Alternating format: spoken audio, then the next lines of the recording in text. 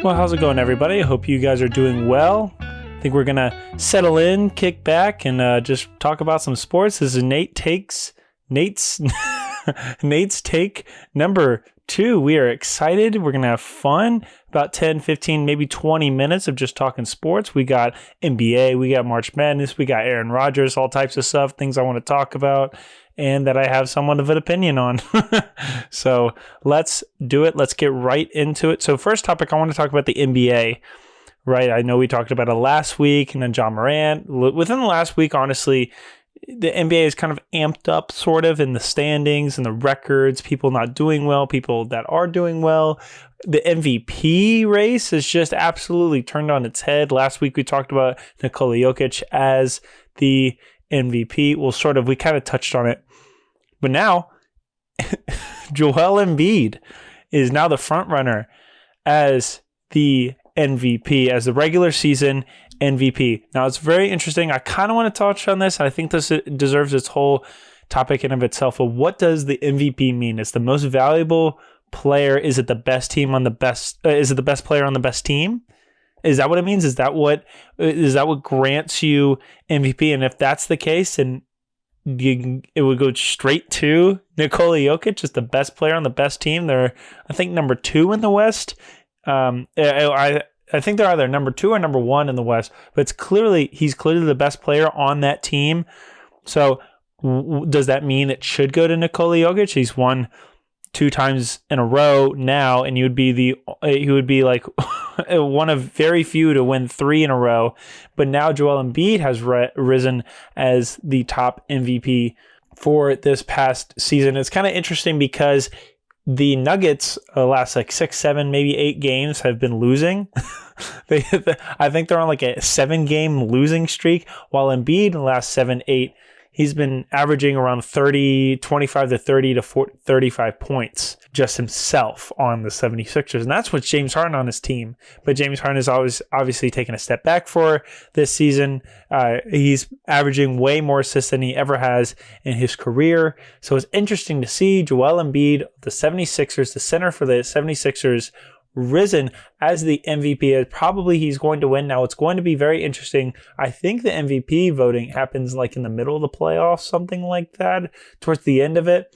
And we're going to see very soon, next month, who wins the MVP. And honestly, I think this is the closest it's ever been, right? As long as I've been watching basketball. I've been watching basketball since 2013, 2014, roughly. It was the Spurs and the Heat in the finals. I remember watching that. But now it's been clearly James Harden, clearly Giannis, clearly Steph Curry. This season, we have yet to see a clear choice for the MVP, and I think that's so interesting. And just the standings for the NBA are just as crazy as the MVP. Now, what I said was that it's constantly fluctuating with the Nuggets, Joel Embiid with the 76ers winning, Warriors losing so badly in away games. These road games that these Warriors are supposed to be winning, they're just simply losing. I think they're just above 500, and you have Steph Curry, Klay Thompson, Draymond Green on your team. Are you kidding me? And then now with Kevin Durant, he got a little he twisted his ankle in warm-ups, so he hasn't had a home game for the Phoenix Suns. So that's interesting. Luka's been out for the last 5 games, and obviously the offensive defensive rating has been fluctuating with that team with Kyrie Irving. The NBA standings have just been absolutely crazy. It's been constantly fluctuating, constantly changing. People, I'm sure you ask an NBA analyst, and they're like, I have no idea who's going to end up in the playoffs. I have no idea who's going to end up in the play-in. The Lakers with LeBron James, are you kidding me? They're going to play for a play-in spot for the playoffs. Who's going to come out of the West? A lot of people think the Nuggets. A lot of people think the Suns. Who's going to come out of the East? 76ers, maybe Celtics. Celtics is not as good at this year. The Celtics started out great this season, but now it's been kind of fizzled out. Who is going to come out on top of this NBA season? This is the most interesting NBA season. I think it's so much is up in the air. And I was listening to a podcast and someone said that it's the most mediocre season ever because a lot of teams are not performing at the highest level that they should be, because given that they're superstars and all-stars. But it's interesting to hear that and see that. But the conversation about scoring and high point totals and random players randomly dropping 60 to 70 to 80 points this season, it's just very interesting, very crazy. Like the NBA this season, I just want like a study done about it. It's very, very interesting, crazy to think about, and I'm glad that it's happening because the NBA has not been this interesting in a while. I want to move on, still on the topic of basketball, but we're going to take a step down to March Madness, college, NCAA. I'm just so interested in like the methodical nature of this tournament. It's funny because the last several years has been talk about the college football playoffs. It should be expanded. Should it just be the person with the team with the best record or something like that? Like, what should it be? How should it go? Should more teams be in the playoffs? And it's funny that I was talking to Lauren earlier that the NCAA men's basketball and women's basketball champion is decided by 64 teams all in one playoff pool. And yet the NCAA football, it's just 4. It's just 4 of the top teams. Isn't that crazy? Isn't that so interesting that we go from 4 to 64 just because you switch sports? And that, with the idea of the tournament, it's always been crazy. March Madness has always been crazy. Purdue went down. Kansas, like what's going on here? UVA. Like, what's happening? Fairleigh Dickinson. Princeton going crazy in the Sweet 16. What is happening in the March Madness bracket? It's so interesting because I have this theory that obviously the idea of March Madness is that you have no idea who's actually going to win. The top seeds may not actually win. You can take a team with the biggest stadiums, the biggest budget, the nicest uniforms, the nicest locker rooms, and you play them against some small college in the South that basically has a high school for a basketball gym, and they can still beat them. They can still beat the 16 seed. Could still beat the number 1 seed. Isn't that just so interesting? And how the logical and methodical and the mental idea of teams coming into the tournament thinking that they can either win it all or lose it all, and it's everybody. It's every single team, every single 64 team pool. Every single one has an actual chance of winning. And if you don't want to look at it that way, you can look at it as Princeton, literally Princeton, is in the Sweet 16. Are you kidding me? That's absurd to me. Are you kidding me? Princeton, and nothing on Princeton, but come on. Purdue lost. Are you kidding me? Purdue literally lost. I had them winning it all in my bracket, and they lost to Fairleigh Dickinson. Who is Fairleigh Dickinson? Granted, Fairleigh Dickinson lost the next round, but golly, did they come out swinging? It's almost like this sort of mental idea that, like, I truly believe that there's something up with this March Madness. Whoever wins, I believe, is not necessarily the best team out of that season. It's just simply the players that play the best for the handful of games that you go from the round of 64 to the Sweet 16 to the Elite 8, Final 4, and then championship. That's what I'm saying. Fairleigh Dickinson, VCU.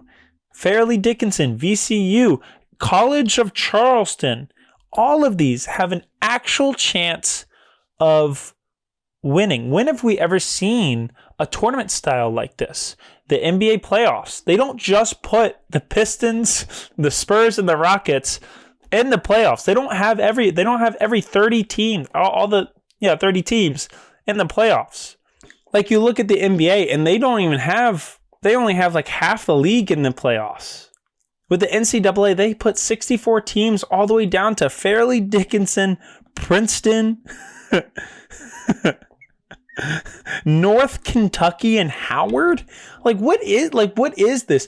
And it's these teams that have a legitimate chance of winning because there's a certain aurora about this tournament that anybody can win if you just simply play better than the other team. And you don't even have to, like Michigan State, you don't even have to shoot the ball well. You can even shoot the ball abysmally and you can still win a game because your defense, because your ability to attack the ball, because your coaching, everything comes into play with this March Madness. And again, I want to refer back to the NCAA with football. The National College Championship playoffs or whatever is only simply 4 teams. 4 teams that are the best teams out of that season. And you want to bet that is Purdue actually worse? Is Purdue actually worse than Fairleigh Dickinson College? Are they? Ask yourself that. Was Oral Roberts good a couple of years ago? Was Loyola Chicago good a couple of years ago? Were they actually better? The score would say yes. The NCAA March Madness tournament would say yes. So I don't want to pat my stuff on the back. And obviously there's never been a winning bracket, and that's actually insane. But I've been doing a little bit of tests, and I think I'm going to make a video on it after March Madness is done. So I have a 100% probably going to happen bracket. It's really just all the lower seeds. Every lower seed, and it's at 90 points. I have right now a maximum of 130 points that I could possibly get. Funny enough, I have the complete opposite of all top seeds, and that has 430 points, and I have a max of 1,390 points still available. So all top seeds already are better than putting all lower seeds. Next, I have mascot, which I have Arizona State winning it all because I like their mascot and I like their logo. 180 points, and I have a max of 220 points. Still so bad. Random. I gave the app some power. I said randomize this, and it said Kansas State would win it all. And that's at 170 points and a max of 890. It's funny that we like even a random bracket is doing better than a mascot bracket and all the lower seed bracket. So you legitimately can just randomize your bracket, and there's seriously a possibility that you could win your league just off of a random bracket. And then we have my winning bracket, the bracket that I actually did research for, the one I actually cared about, picked some upsets here and there. I actually did a live stream for it and I have a video on it. 300 points, and I have a max of 620, and I have it in all of my groups. And I'm pissed off about that it's so bad. But I think I remember talking about this in my live stream that I took my winning bracket, the bracket that I actually did, and the little picks that I was kind of not sure about, not really sure. I was a little bit lenient, 50-50. I went back to those, made a whole nother bracket, and pretty much copied everything, but I changed those little things, the ones that I was 50-50 on. And guess what? I have 490 points and I have a max of 1,330. 490.